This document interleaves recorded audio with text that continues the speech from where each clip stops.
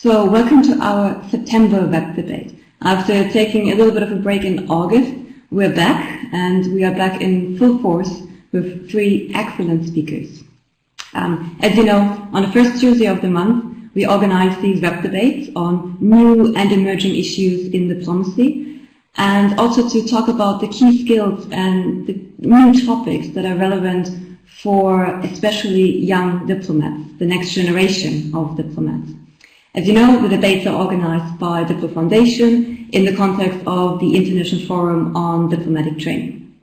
My name is Katharina Höhne. I'm a researcher with DiploFoundation, and I will be moderating today. So today, we come together to look at space, outer space, and its relation to diplomacy, and its relevance as a topic for diplomacy.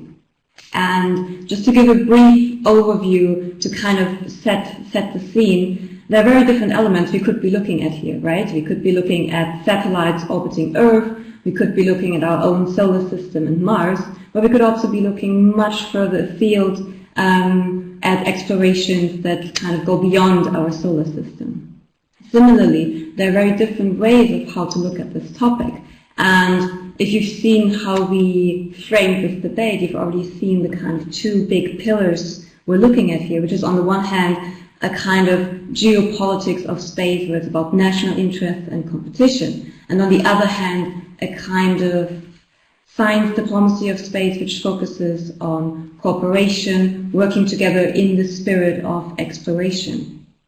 And it is among all these different approaches that we have three experts who are joining us today, and I'm extremely grateful that they have agreed to be with us, from different continents, in very different contexts, which is absolutely amazing. So just to introduce them very briefly, we have Dr. Rajaswari Pillai Rajagopalan, who is a distinguished fellow and head of the Nuclear and Space Policy Initiative at the Observer Research Foundation. We have Dr. Bleddyn Bowen, who is lecturer in international relations at the University of Leicester in the UK. And last but not least, Dr. Jean-Christophe Mauduit, who works at the Science Diplomacy Center at the Fletcher School of Law and Diplomacy at Tufts University. Before I give the floor to them, a very, very important reminder for our audience. This web debate is meant to be as interactive as possible. So as we have our three speakers introduce the topic and share their expertise, but also their particular perspective, you can ask questions. And you can do that by using the chat. So you type the questions, and I will look at your questions and comments and then relay them back to our speakers for the debate. But really, we try to make this as interactive as possible. So it is really important to kind of see what are your questions, what are the things you didn't quite understand, or what are the kind of topics and issues you would like us to go into a little bit deeper. But without further ado, I would like to hand the floor to Raji to give us her introduction to how she approaches space in her work and research. So over to you, Raji. Thank you, Katharina, and very happy to join this web seminar on an important subject that is, often does not get covered in a sense. So today's topic, of course, to look at the space diplomacy. So it is very interesting to look at the geopolitics of space and how that's kind of playing out in the current context, which is pretty exciting, but it's also sometimes frustrating the manner in which we are able to make progress in the area of space diplomacy. So clearly, advancements in science and technology has kind of transformed the way we debate, whether it is our social and economic development or even the debates in the context of national security in a sense. And outer space has become a lot more topical in this sense, both for a number of established countries, but also for a number of developing countries who are just beginning to start utilizing outer space for a number of different functions, whether it is for economic development or for natural disaster management, and so on and so forth. So I think I think it's increasingly, at least in the Asian context, one can relate to the national security aspects and the military aspects of space becoming more prominent in the current times. So space domain, I would say that has undergone some 2 or 3 major changes in the last decade or so. One is, of course, the large number, the growing number and the types of space actors, both in terms of today, for instance, we have more than 60 players in outer space. It is not like the scenario that played out in the 60s and 70s, where you had 2 or 3 major players dominating the outer space domain in a sense. But today you have more than 60 players, including commercial players, who have again challenged the way we are able to talk about space governance and so on and so forth. So that's one bit of it. And I think certainly the private players, the commercial actors, they do bring in an important aspect, particularly relating to innovation and so on and so forth. So I think there is an interesting aspect that the commercial players are able to bring to the space domain in a sense. But at the same time, I think that's also kind of challenging in some ways the global governance mechanisms as to how do you incorporate the view, the perspective of the commercial players in writing new rules of the road in a sense for outer space. So that is one set of issues. Second is the growing number of actors that has made, of course, space a lot more crowded, congested. And given the current political trends that we see among the major players, space is also becoming a lot more competitive and somewhat challenging in that sense. So I think I think that's one set of issues that you see playing out, or at least one major change that you see in the outer space domain in the last decade or so. The second important change that is kind of taking place is the more prominence to military space, or the utilization of space in the national security context. That is something that is relatively new. It's not to suggest that space did not have any relevance in the national security context in the previous competition within the space domain. Of course, the US and Soviet Union did to put space in their military context, in the national security context, but there was a big difference.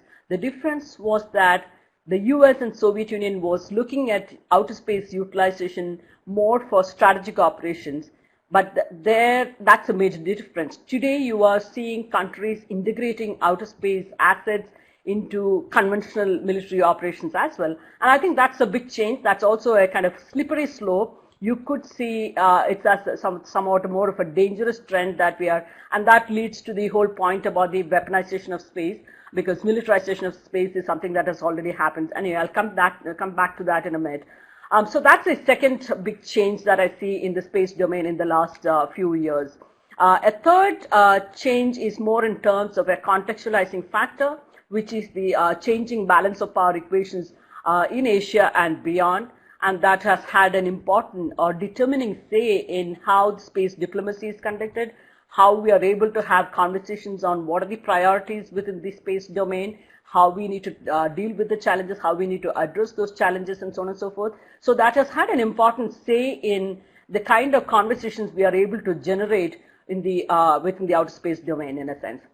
But space again, so therefore I would say that space is can no more be seen as a completely peaceful domain. It has become a lot more competitive. It has become militarization of space is already something that has happened since the early 90s, where most of the major armies around the world do use military space for military operations and so on and so forth. But those are passive military applications, whether it is collection of intelligence, surveillance, and or communications and so on and so forth.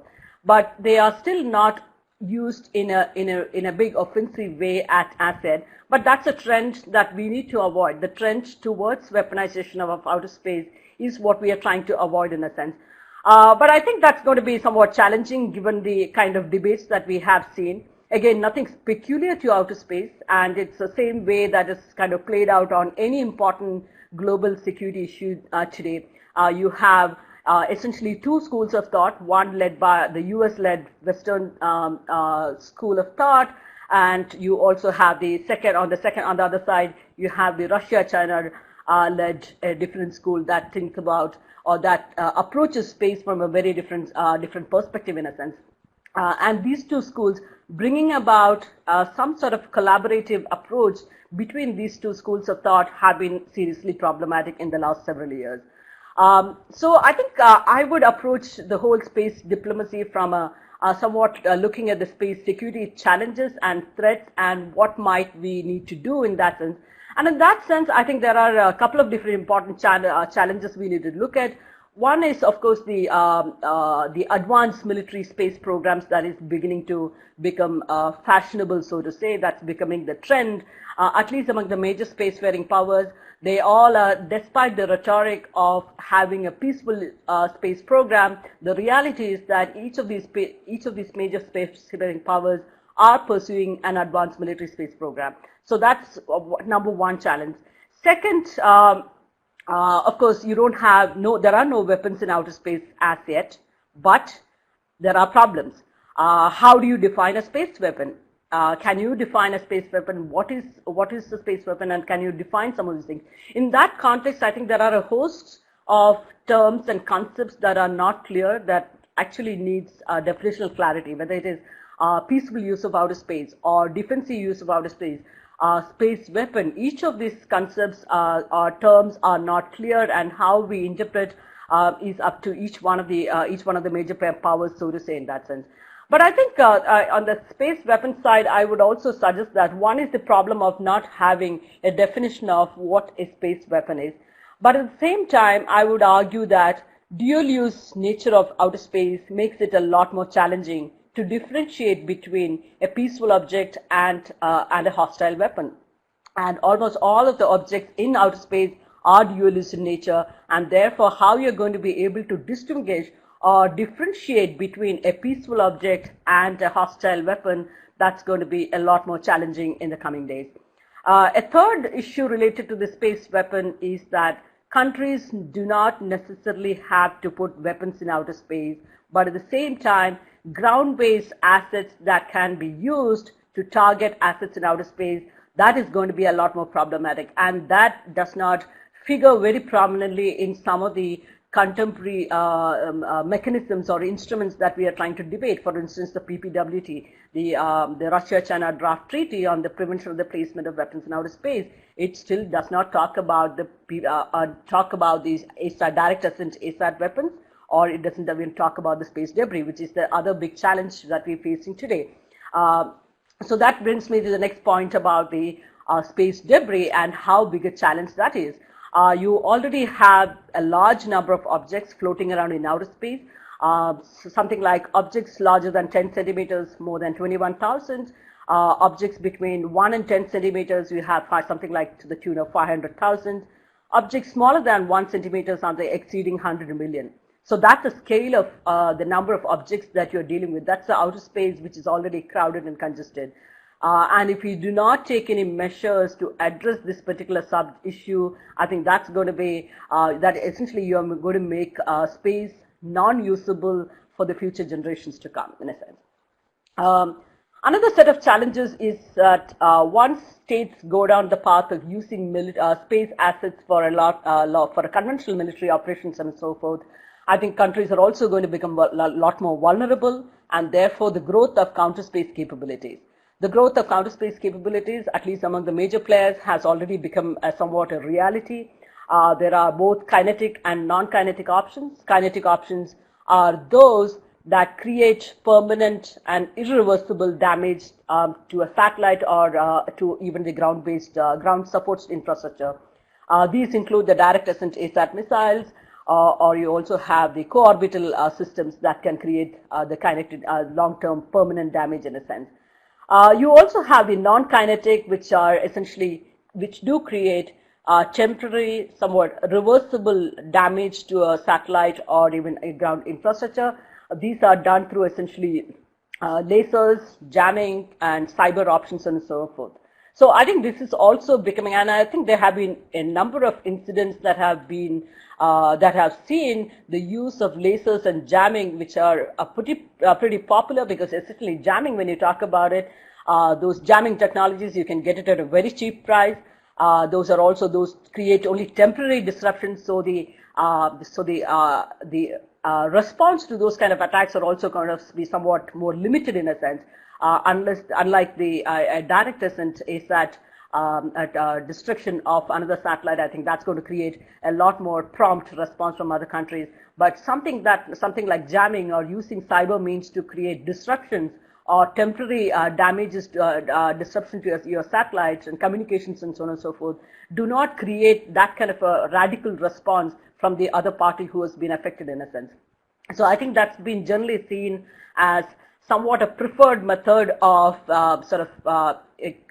somebody who wants to create disruption, so on and so forth.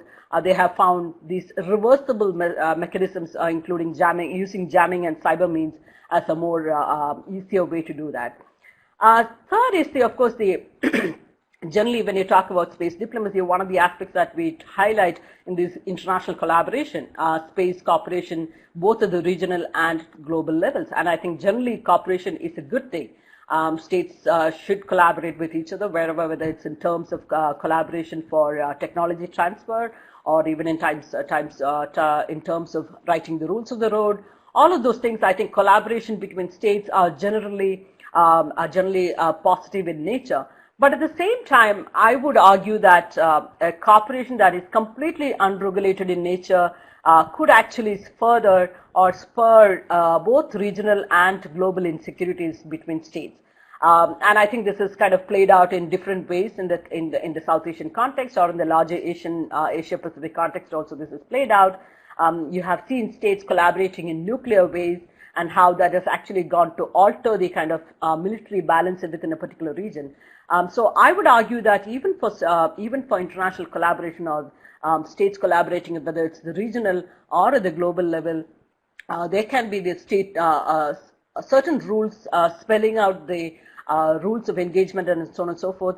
Of course, cannot be something completely restrictive. That should not be the way. So I would not suggest that an NPT-like mechanism for within the space domain, but something like the Chemical Weapons Convention or the Biological Weapons Convention, CWC and the BWC offer good options for us to look at in terms of how to encourage collaboration, cooperation between states, but at the same time that is also within certain boundaries and so on and so forth. So I think there are mechanisms that one can look at. So I would argue that there should be certain rules of engagement that should be spelt out in any global governance mechanism that we come about. And of course, all of this means that there are going to be more and more players within the outer space domain, because I think a lot many more developing countries in particular from Africa and Latin America and even Southeast Asian countries are just beginning to appreciate the need for outer space and what it can do to change their lives, whether it is their social life, social aspects, or the economic development agenda. So if countries want to kind of pursue collaboration and pursue their economic and development agenda, access to space is something very critical for them. And even for the Southeast Asian countries, for instance, a region that has been faced with natural disasters on a regular basis, these countries are looking at outer space use for disaster warning, disaster management, and so on and so forth. So I think there are a number of different developing countries in particular who are approaching space from a social, economic, and disaster management perspective. And I think this is very important, but all of this means that space is going to become a lot more crowded and congested, and given the current political trends, it's also competitive and sort of contested in nature. And that brings me to the last of the challenges in this regard, and that is the state of the global governance regime. The state of the outer space security regime is pretty poor, even though we have the Outer Space Treaty of 1967 and also the 4 subsidiary other agreements in place. I think there are still many loopholes, and one of the biggest loophole that I see is for instance, the 1967 Outer Space Treaty does not prohibit states from placing weapons of mass destruction. It only talks about the weapons of mass destruction. It does not talk about other categories of weapons being placed in outer space. And I think that's a major loophole. And in current times, the kind of activities that states have been undertaking, I think that is a major loophole. That's something that needs to be done about it. So either we need to talk about reviewing the existing mechanisms or rewriting some of those existing mechanisms or write new rules of the road in a sense. And I think it is important at this point of time, primarily because states have not gone down the path of adopting deterrence as a space policy, a state policy, at least within the space domain. So it does offer an opportunity for states to come together and have a policy that will stop countries from adopting deterrence as a policy, because once you have deterrence as a state policy within the space domain, if it is justifiable to one particular state, it is going to be justified by other parties also, and that is a slippery slope that again that we need to avoid. And I think I'm overshooting my time, but I'm going to just restrict with the last two sets of points to say that any sort of mechanism that we look at, space diplomacy is going to be looked at primarily through international collaboration, and second aspect is the global governance. And global governance, we need to have a few a few legal instruments in place, whether it is and I think that's a big debate. The established players on the one side argue for a loose set of international rules, for instance, something like the transparency and confidence building measures, the TCBMs. But on the other hand, another set of countries argue for more binding, legally binding, verifiable measure and so on and so forth. But verifying something in outer space is absolutely a nightmare for anybody who says that they can do it. So, but that's a challenge that we need to do. But whatever rules we are going to be writing, one of the important aspects to consider is to have an inclusive process. And I think that's what led to the problem, the big challenge with the International Code of Conduct that the EU came out with. It actually ran into cold weather because of the processes issue in a sense. Because the EU came out with a mechanism, an instrument that they thought other countries would jump on and sign on to it. But I think that's where you run into problem, because even the other countries who have just begun their space program just a few years ago thought that they should have a say in how these rules are being written. And so therefore, I would argue that any new process that is being contemplated should have an inclusive process involving all the different stakeholders, both the legal, scientific, as well as the political issues. On any of these processes, there are going to be three stages when you go through it. One is the legal process, second is the technical aspects of what we are trying to achieve, and third is the political process, which is always the most challenging in a sense. But I would stop here, and I'll be happy to hear your thoughts and any questions that you may have. Thank you. Thank you so much, Raji, because that was a really, really comprehensive overview of almost all the possible topics we could be talking about. So it's, I think, an ideal starting point, especially for those who are very unfamiliar with the topic as well. But before we go into questions, and there are already a number of questions coming in, which is great, I would like to hand over to Bledan, because my impression is that his perspective is similar to yours, Raji, in some sense, but it also differs. So it's going to be very interesting to hear from him. So without further ado, over to Bledan. Thank you very much. Can you hear me all right? Just testing. Fine. Okay, good. So yeah, thanks very much for having me on here to talk about this today. So thanks to Rajswari for that introduction. It'll save me some time as well, so hopefully I'll be able to rattle through my points relatively quickly. So I approach geopolitics of space, or at least this issue on space diplomacy, from the perspective of strategy and the military applications of space. And I think it's important to make clear at the start that there are very different understandings of what space is and the different geographic regions of space. So my discussion will mostly be concerned about what happens in Earth orbit and not so much what will be happening in deep space planetary exploration or the scientific cooperation in space beyond Earth. But we'll probably hear more about that from JC later. The major policy issues that impinge upon sort of my area of work are space debris, which will be an increasing problem as the centuries go on, and will probably be an insufferable problem by the 23rd century. In many ways, it's like climate change on Earth, where everybody knows that it's a problem that will be very, very bad in another 200 years, but it's not so much of an immediate problem right now. So there's a classic collective action problem in that nobody really wants to spend the money to deal with a problem they don't really have to deal with for the next century properly, at least. So there's some parallels there to climate change, and of course speaks to the larger theme of the session, which is about old geopolitics versus new frontier. And the other major problem which Rajeshwari mentioned was the proliferation of counter-space technologies, the unserious attempts at space arms control by the US, China and Russia. And there's also the problem of radio frequency spectrum allocation as more and more countries develop space infrastructure in general, but also more military space infrastructure. So when we talk about space as being a crowded place, it's not just physically it's getting a bit crowded in certain orbits, but also in terms of the use of radio frequency spectrums.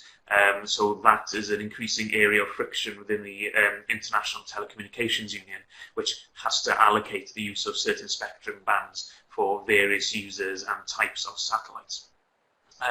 So in terms of a bigger point I like to make, it's that when I often engage with people who either from the science or the scientist element of space, or who don't know much about space in general but might be interested in international relations, they tend to view space as somewhere dominated by scientific activities, or an area where it was just it's just an area for prestige and symbolism. But space has been a militarized realm from the dawn of the space age. Space has been central to military capability and state security for the most advanced states since the dawn of the space age. What we're seeing today, as Rajeshwari mentioned, is the maturation of tactical battlefield applications of satellites and space systems. And they are now more and more relevant for tactical applications than they were a few decades ago. Of course, the United States and the NATO alliance led the way in this technology since the 1990s. Of course, the Soviet Union was also going down this road with radar satellites that would be able to target US Navy warships at sea in the open ocean, so that their anti-ship missiles could more accurately destroy US and NATO vessels. So the Soviet Union was also going down this route in the 1980s, but what we're seeing now is the maturation of such technologies, more of it spreading, and also to more countries outside of the US alliance, most notably, of course, China with its military modernization efforts, of which space is a very important part of it. And we're seeing force enhancement coming through in Russian and Chinese militaries now. And the Russia is testing its weapon systems in Syria, its precision weapon systems. And when we talk about Chinese military modernization, it's often its high-end precision weapons technologies that tend to steal the show in terms of punditry. So when we talk about anti-access or area denial weapon systems, space technology is usually needed to enable those technologies. Of course, those make satellites a target in warfare, and for every rational war planning, you wouldn't want any advanced military to continue to have unfettered access and use of outer space. So in that sense, there's an increasing risk of space warfare if a general war is to occur, but that is not necessarily meaning there is a space arms race. What we're seeing is a more disjointed or a lack of centrally directed effort from all those countries on space weapons technologies. The United States, Russia and China are developing their space weapon systems under the guise of ballistic missile defense, and because none of them want to say outright that they are developing space weapons programs, and they are terrestrially based weapon systems, not space-based weapons. And much discussion has been about the weaponization of space in terms of the security elements of space diplomacy, but that is usually missing the point when the most material concern for space security in terms of the military and warfare aspect is the existing missile defense capabilities that are based on Earth. Putting weapons in space won't really change anything that much anyway. It just makes certain options slightly easier than others, but those are done at a significant cost. So focusing on the weaponization of space is not so much important as focusing on the proliferation of all counter-space technologies or anti-satellite technologies, both physical and non-physical, each of which have pros and cons and limitations. Thinking also more strategically, Rajeshwari mentioned the commercial aspect of space and sort of new commercial actors. I mean, in some ways they are doing new things, but usually changing the costs of access or certain capabilities. But conceptually, it's not necessarily a new phenomenon. I mean, commercial space goes back to the 1980s, if not slightly earlier. Commercial space has dominated the value of space through telecommunications, so satellite TV, for example. So we've had big commercial and transnational commercial actors in space for quite some time. And in terms of questions as to where private actors fit into the government actors in space and the strategic and security elements of space, private actors have been enmeshed in the military-industrial complexes of space powers for a very long time, in the same way that their space programs, although maybe civilian in many countries, even in China and India, they were connected to the missile and nuclear programs of those countries as well. So the private sector in space is only ever just at arm's length from the government sectors, and I think the American military-industrial complex is a great example of this. Look now at how SpaceX is essentially just taking United Launch Alliance's place in providing the most or the cheapest launch services for US national security, intelligence and military clients for launching satellites. So in many ways, SpaceX has just cheapened access to space using new types of rocket technology, but it's not undermined the private-public relationship in space by any means. In the same way that Planet Labs, a small satellite digital imagery company, is being touted as transforming the role of commercial actors in space. Well, no, the United States has imposed shutter controls on commercial entities within its borders for quite some time, and I would bet that China and other countries, as they increasingly develop private imagery capabilities from space, would want to tightly control such imagery as well, because a lot of powerful countries do not want everyone to start selling highly detailed images without any regulation or constraints. So I think there's a lot of precedents that we need to be aware of without getting too carried away about private actors completely changing power politics in space. And sort of finally, just so we can move on and maybe get more time for questions, is basically to remember that space is a place and not a policy issue. There's a problem I have when we talk about space policy, is that it's the same as saying air policy or sea policy. Well, it sort of means everything and nothing at the same time. So, and Rajeshwari highlighted, all the different aspects of space policy that we could talk about today. So, it's important to think about which aspect of activities in space do you wish to talk about, rather than just talking about space policy in a very generic sense, because there's so much we can't talk about. And the concept of old geopolitics versus new collaborations, I think that's a good way to think about it, because it's a dichotomy that I fundamentally disagree with, because space politics is just a continuation of terrestrial politics by other means. Space is as politically diverse a place as any other that we have on Earth. So we have to be more specific about the topics we talk about, rather than thinking, space is just an environment for competition or cooperation. So I will leave that there and look forward to your questions. Thank you.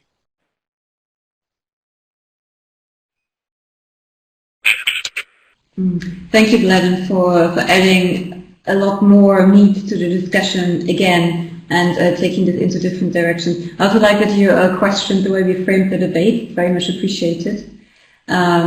Let's see if we can get to that in the discussion a little bit more. But without further ado, I would like to hand over to JC, because he's going to take us more to this collaboration side, about which we already heard from both Raji and Gladden. But he's going to deepen that area of space when we talk about space diplomacy. So over to you, JC. Thank you. Can you hear me correctly? Okay, great. Thank you. Thank you, Raji. Thank you, Gladden and Katharina, for your remarks. So I'm going to talk more on a bit of a different tack, because I hail from the sciences and from an area where there is collaboration worldwide. And so first, I'd like to say two things. Well, the first thing is, what I would like to say is that I'm French, but I'm currently in India because I'm visiting a very long-time friend who's an Indian astronomer as well. And that also in itself is some kind of diplomacy. In my field of astronomy, we have a very small yet very tight community around the world of astronomers across borders, across political, religious divides that may exist because we're in the pursuit of the same ideal of uncovering the mysteries of the universe, to speak with grand terms. So I'm no longer practicing astronomy, but I'm now in a field called science diplomacy, which is, I'm going to talk about a little bit, how scientists and diplomats interact and why it's important. So just as a few points, I'd like to just go back to the definition of space, because it can mean different things to different people. We've heard about the sort of Earth orbit context, say 100 kilometers to say 36,000 kilometers geostationary orbit or orbit beyond, which has a lot of space systems put in orbit by humankind, and a lot of those are military space systems. And I'm not trying to argue at all with the two previous speakers that this area is a huge area of conflict and tensions. What I would like to say is, potentially how scientists can help in one way or another. But to think more, like to give a sense of how we think about space in terms of the scientists. And many astronomers, space scientists look at different issues, but for example, space is also the solar system, planetary systems. So that's the era of the moon landings, the Mars landings, the probes, the comets, the asteroid landers, and all the pursuit of that is deeply international. And there is even beyond our solar system, the understanding of the universe through astronomy, through cosmology, and that involves a lot of collaboration, either formal or informal, that goes well beyond borders and actually well beyond politics, although politics do play a role in that. For example, we use large land-based telescopes that are in very different countries, and that involves a lot of negotiations, a lot of collaborations around building those huge telescopes across many nations, and let alone putting satellites in orbit to look at Earth or the universe, and that involves a lot of nations and people. So I think that's important to note that, because it does require a lot of diplomacy, but it's not the kind of diplomacy that usually we think about. How to build a large telescope to observe the universe and probe distant quasars does involve a lot of diplomacy at the nation-state level and with scientists. So it's undeniable that there are military issues and conflict issues, but it's, I think, the underreported issues of science and space diplomacy at the level of science is also something that is sort of below the radar, because it's not maybe as maybe impressive or as military and security issues. So just quickly, there are various kinds of types of diplomacy as well. For example, there's public diplomacy from NASA, for example. Everybody knows the U.S. agency. There's a lot of public diplomacy around space coming from India at the moment in terms of their endeavors with civilian space as well. So there are also, beyond the formal collaboration, there's a lot of informal networks of scientists as well that do have some power to act sometimes as diplomats. And I'm thinking about, for example, the Cold War era. We had scientists that became political activists and diplomats and became famous with the published conferences where they discussed nuclear issues between West and East. And there are lots of discussions, that are going behind the curtain between U.S. scientists or U.S. astronauts even, and cosmonauts and Russian scientists and scientists from all over the globe. You just have to watch The Martian to see that it's already in the mindset of Hollywood, and that those collaborations exist beyond the national rhetoric.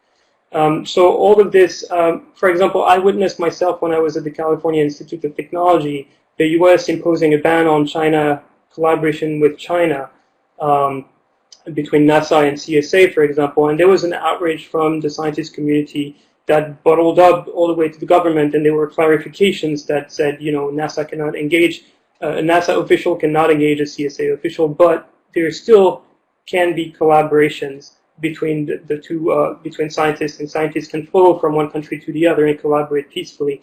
So those are examples where different kinds of diplomacy can happen. So that, in closing, I just want to highlight this field that's called science diplomacy, and it's a fairly new field, about 10 years. It's a new sort of tagline, but it has been in existence in space as long as, you know, the dawn of the space age, as Bledin was saying. Nonetheless, the framework that I just want to lay out is that science diplomacy can be understood as science in diplomacy, so science advice to governments. When it comes to space, you do have space experts that address those issues with the government. It's important to have them here. There's diplomacy for science, where diplomats facilitate international scientific collaboration. Say, when the European Union wants to construct a telescope from the European Southern Observatory in Chile, for example, lots of diplomacy there. There's also science for diplomacy, so how science cooperation can improve international relations, and obviously there's the example of the International Space Station and all of these examples. So in short, what I would like to say is that obviously, like every space, every international space, the oceans, the Arctic, whatever, space is also a source of humans, interactions of humans in politics, as Bledin was saying. But what I want to highlight is the role of potentially science coming in terms of advice to governments, as well as a link, say, track to diplomacy underneath, to hopefully balance it all. So that's the optimistic, view of the lot. So I'll stop here. So thank you so much to our three speakers for this extremely comprehensive, extremely interesting introduction, which highlighted many, many different aspects. Similarly, the questions we have also come under many, many different aspects. So I'll try to bring some order into the questions you have received. I will just talk a little bit about the questions, and then basically leave it to you which question to take and which question to answer, and we will go in the same order as you spoke, but please feel free to pick and choose. But so interestingly, we had a couple of questions related to actors broadly understood, and as it came through in some of the presentations, especially with Bledin, the question of private actors. So the question from Ambassador Stefano Baldi is basically, what is the ability of private actors to influence government decisions? And I remember Bledin was saying the private actors are always at arm's length from the government. So what is their ability to influence decisions? Also related to actors, a very important question about the inequality of between different actors. So we have large players who dominate the field in space diplomacy when it comes to infrastructure. But what about smaller countries? What about developing countries, LDCs? How can they become a player in space or create a role for themselves in space while maintaining their sovereignty? And as far as I know, there are some interesting developments where smaller countries are also keen on launching their own satellite systems or their own rocket launching capabilities. So that's a very interesting question. And from this question of sovereignty, there was a comment about power, basically.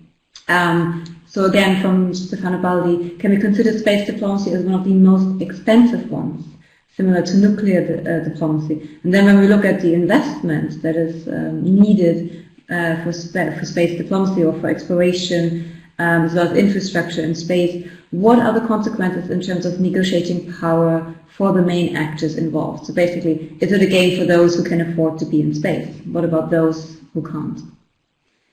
In terms of cooperation, there were questions related to, do we need a treaty for space debris, looking at space debris? Is there a need for regulation? How could this regulation look like?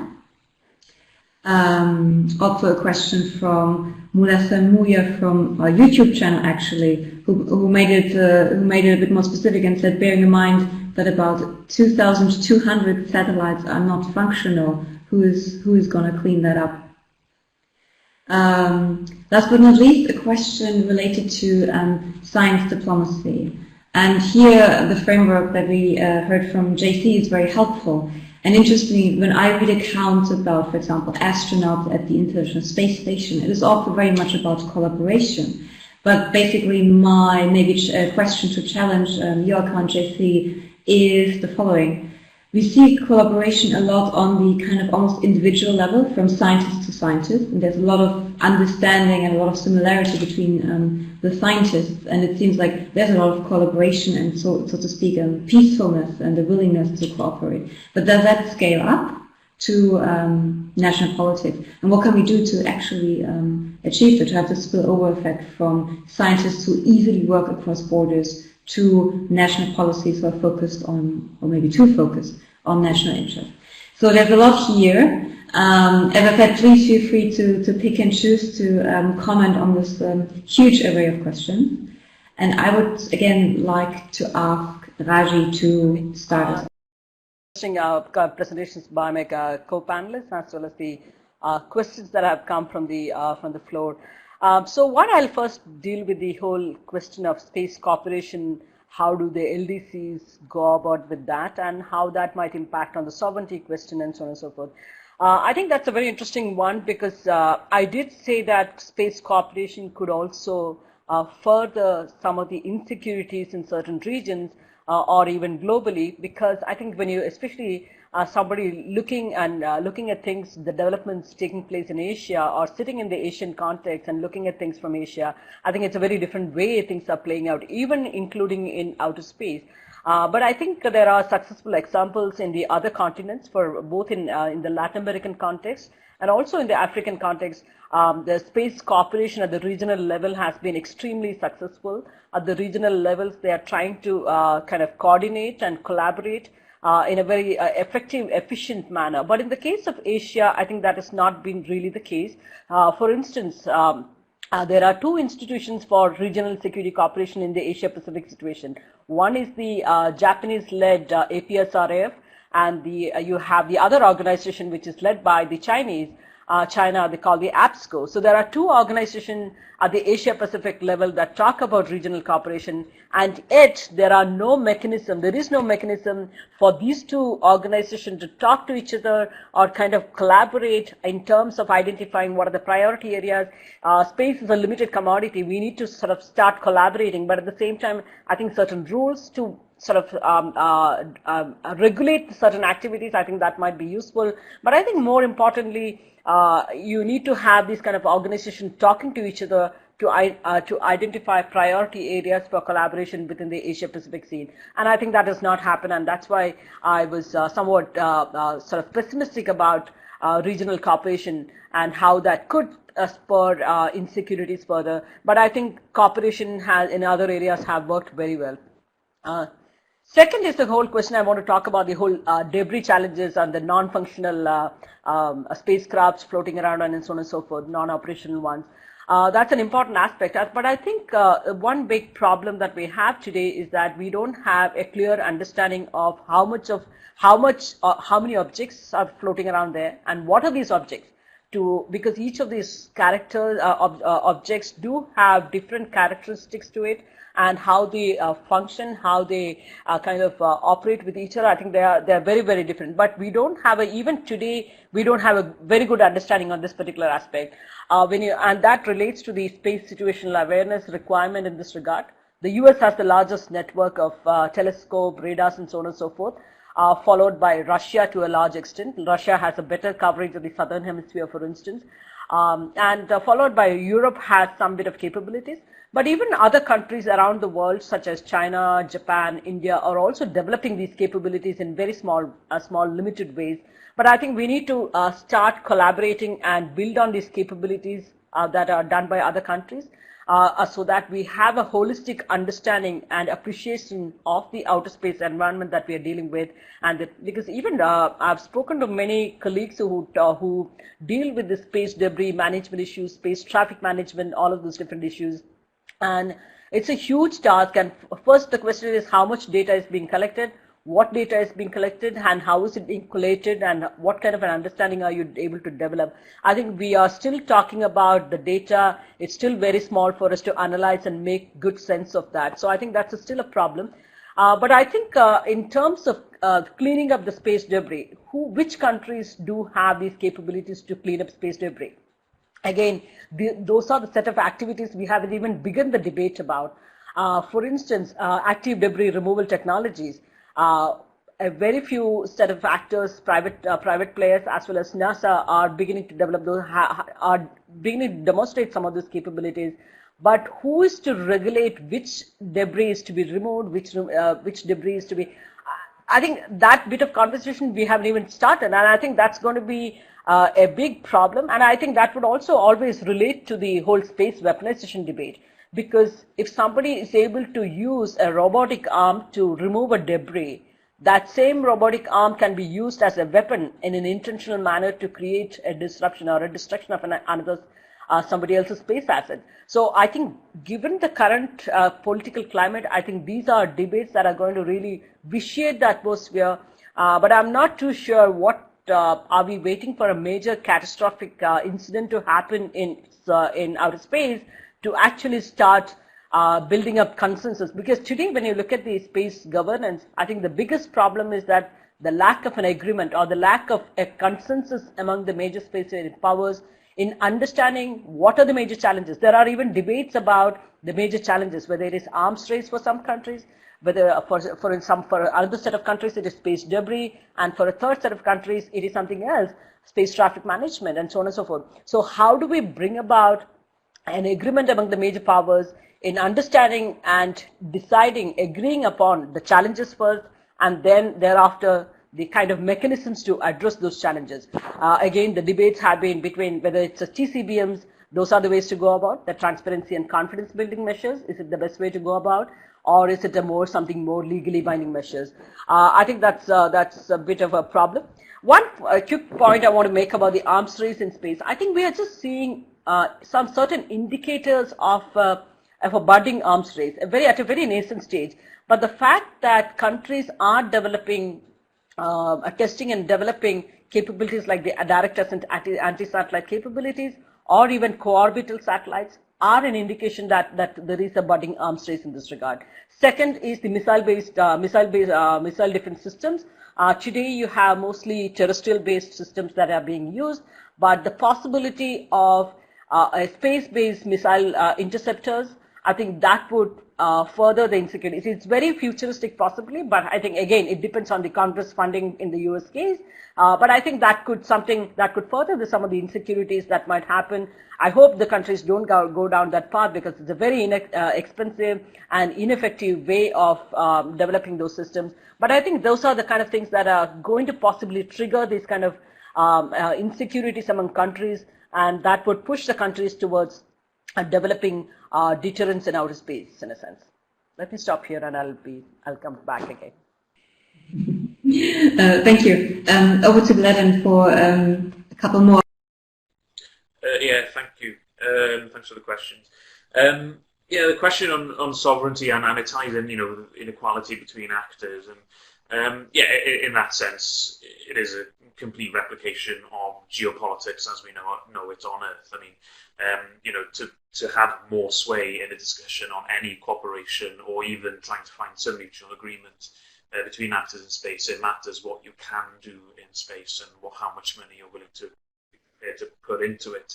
I mean, that basic arithmetic doesn't change for space as it does for, as it's true for any sort of major diplomatic issue. But sovereignty as well is something that keeps getting bandied around now, especially in the recent British context of space policy, where you can have a sovereign satellite system. So if you look at the British Skynet system, that's the UK's secure military communications satellite constellation. So it provides secure communications channels and command and control capabilities for the UK Ministry of Defence. It's a UK built and operated system, although it's operated by private contractors, but the next generation will be operated within the MOD again in future. So although that is a technically sovereign system, Britain has no launch capacity of its own. It has to rely on other countries or private actors to launch its satellites for it. So how sovereign is the UK in space after all? How dependent is Europe and America for providing UK launch services for its crucial national security relevant or military satellites? In the same way that that element is lost in the recent Galileo replacement discussions in Britain to develop a UK equivalent to GPS.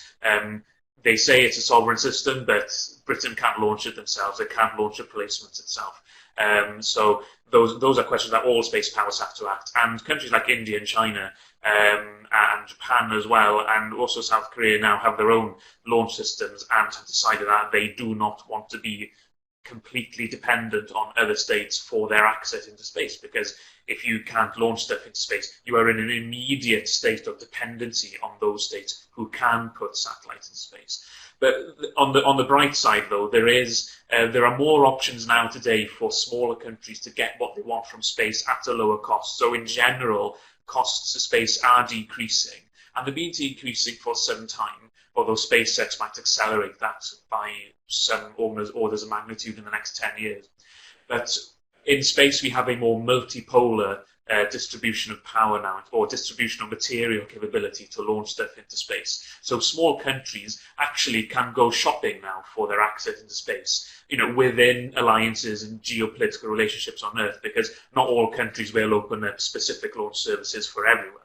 But there are more options. So if the United States doesn't want to launch your satellites, I'm sure the Indians might want to give it a go for a reasonable fee. Or if you're not too worried about the security implications, you could open up your satellite for Chinese inspectors and have the Chinese launch it for you at, yet again, very reasonable price. So, and then that means small countries like Nigeria can actually buy, say, a small satellite from the UK for $100 million or around thereabouts, but then operate it themselves, and they can do their own remote sensing and topography gathering information operations themselves, and they just bought the satellite. They haven't even built it themselves. Or other countries are developing and building their own satellites but have no launch capabilities, more like Britain and many other European countries, but have collaborated on a launch service. So it's difficult to be completely sovereign in space, especially when the Americans rely on the Russian RD-180 rocket technology to launch their most critical intelligence satellites now in the, I believe it's the Delta IV rocket at the moment.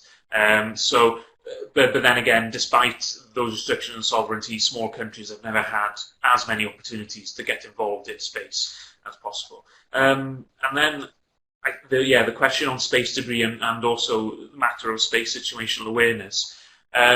Everyone mostly depends on the United States for knowing what's going on in space right now. And the United States gets a lot of bad rap from Chinese and the Russians, and also a lot of punditry within the United States for being this militarizing boogeyman in space, for having these military space activities going on, despite the fact that everybody else is doing it. But also it ignores the fact that the US has been a good citizen in space for a very long time by actively sharing data with other countries. Now, that's not to say they're sharing enough or doing everything the right way, but they have been telling other countries to move their satellites because they're about to be hit by something.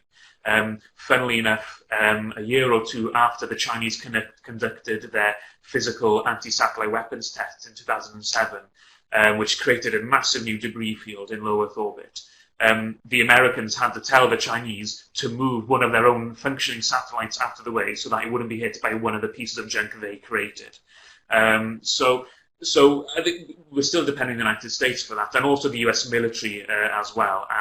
But more countries, as they get more involved in space, will be developing more SSA capabilities. But also China and Russia, one of the major limitations to their anti-satellite weapons capabilities right now is not their missile technology of their rockets or their kinetic vehicles. It's their tracking systems, how to acquire the target. So if you're going to shoot something in space, you need to know where to shoot. And it's SSA data that you need to do that. So when we look at Chinese anti-satellite testing, which has been going on fairly consistently in the last 10, 15 years, the biggest hurdle right now is to build an intelligence picture of what's going on in space, what's flying around where, and what the targets are, and it needs that data to do it. So that is one massive hurdle for building a more global, civilian, open data source of space situational awareness, is that if it gets too detailed, it becomes a security threat. It enables more countries to actually develop better soft and hard kill options, because more and more countries will then know which satellites they need to avoid or jam during sensitive times, or even to blow them up physically. So there are massive security problems in sharing too much space information. So it's not to say that more cooperation is impossible in that regard, but if you do it to such an extent, it can become a security problem, and that will probably be a massive hurdle for anything to come up with. Last quick point on the Treaty on the Space Debris. The three biggest polluters are still US, China, and Russia in space. And legally, they have sovereignty over their own junk in space, and only they can do something about it. But if they do something or anything to try and reduce the mass that they have put in space themselves, that would massively improve the environmental prospects for Earth orbit in the centuries to come. They can do that unilaterally if they put the money into that technology right now, and they can do it without any legal problems. So if there was some way to pressure those three countries to unilaterally do some of that debris removal things themselves, that would make things a lot better without having to kick things around the UN for decades and go nowhere. So I will leave that there. Thank you very much. Thank you, Vlad. And last but not least, JC, on, I assume, topics of cooperation. Sure. Yeah, I'll try to be brief. I think the question you asked, it's a very relevant one, is after the framework I laid out, you said there's lots of cooperation at the individual level, and does it scale up? So yeah, I mean, the individual level cooperation, what I call the informal cooperation, is always existent, and yes, it does have some implications, but certainly not on foreign policy or national security matters, although there may be some anecdotal ones. So before I just come back to your question, I just want to broaden a little bit of perspective, because what I was trying to convey is that it's not only necessarily the individual level cooperation between scientists that exists in science diplomacy or space diplomacy for that matter. And even if you consider just the individual level, yes, it does have an effect. It potentially, you could say it's anecdotal, but we do have examples that are quite relevant. I mean, I quickly cited the China ban. I mean, it hasn't, the outreach of the scientists hasn't changed the policy that was put in place by the US, but it has changed a little bit of the mindset of collaboration between US and China. Just on that collaboration matter, the Pugwash conferences were started by scientists, and they got the Nobel Prize for it, because it was they were credited with actually opening lines of communications between two countries that would not talk to each other otherwise, at least not through formal networks. So that track to diplomacy has had an importance. In the space domain, I mean, the Apollo-Soyuz test project in '75, when you read the archives of the U.S. Senate, it seems, so from the outside perspective, it seemed like it was an act of public diplomacy where the two presidents came together and said, we're going to cooperate and dock the two modules in space. But if you dig through the reports, I mean, it actually came through discussions between U.S. scientists and Soviet scientists at the time, who actually were looking at very practical issues of rescue in space. And that actually bottomed up all the way to making foreign policy, in a way, at a very crucial time. Although it was also influenced by the overall foreign policy. I'm not saying it's completely that influenced that. And also, just anecdotally, I mean, Twitter diplomacy, we've seen a lot about, the U.S. Twitter diplomacy at the moment. I mean, the astronauts are quite vocal. They have as many followers as the U.S. president. I mean, last one, maybe not this one. And they have called for various things, including COP21 and acts for, sustainable planet, from conveying a perspective and a view of Earth that, us humans on the ground do not have. and providing this perspective is very important in changing the mindsets overall. So that could also influence citizens, but also governments. And I think that's what's been missing a little bit in what Raji and Vladin was saying. I mean, missing in the sense that it's true that, you know, the outer space treaty is outdated, definitions are non-existent. I think there is a role for scientists to play to push in that sphere.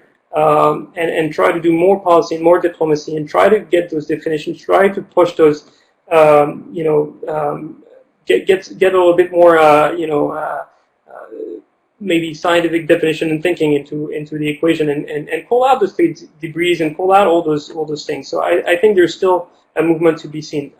Just to wrap up, I mean, let's not forget that major scientific organizations that involve many states have been started by scientists on the civilian side. For example, the European Southern Observatory is a major organization in astronomy started by scientists with the help of governments.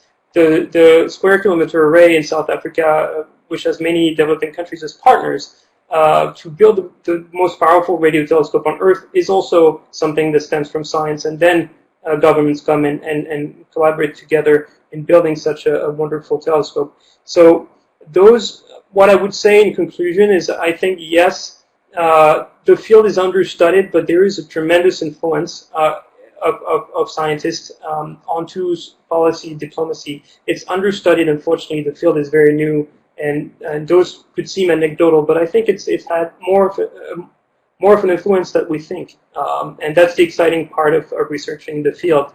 And again, at the framework level, the science advice to government is very recent in the way that it has been officialized. So there are only 10 countries, about 10 countries in the world that have a scientific advisor to the Ministry of Foreign Affairs. You know, today, I mean, we're, you know, in the year 2000 plus. I mean, so these kinds of actions, I think, would be very useful to further that influence. So I'll just leave it there. Thank you so much.